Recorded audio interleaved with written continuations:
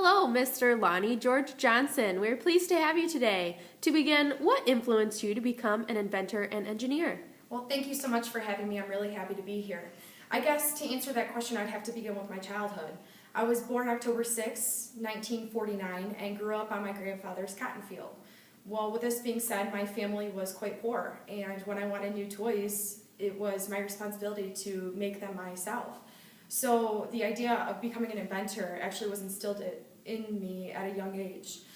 Actually, really great examples of this was when I was about 13 years old, I created a berry shooter out of a bamboo stick. And also the engineer side of that, I would take apart my sister's dolls because I just had to know what forced the eyelids on the dolls to open and close.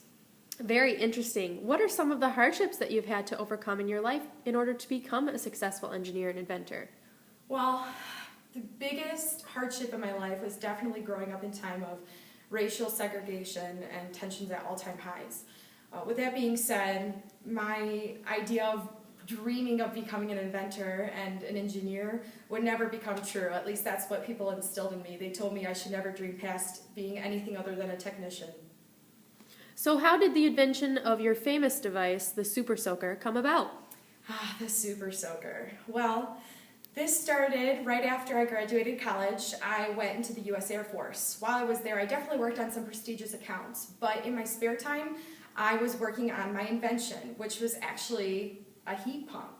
I wanted to change a heat pump from using Freon to a water source. And in the process of doing this, I went into my bathroom one day after creating a prototype that was ready to be tested, and I aimed it at the bathtub. When I squeezed the lever, it sprayed a constant stream into the porcelain, and I realized that I had an invention in my hand. So 7 years past this point, I actually had a lot of sales pitching I had to do and a lot of prototypes to perfect my device, and ended up selling my invention to the Lonnie Corporation, who renamed it the Super Soaker. Well, looks like we are out of time, so thank you very much, Lonnie George Johnson, for sharing your life with myself and our viewers. We hope to speak with you again soon. Absolutely, thank you.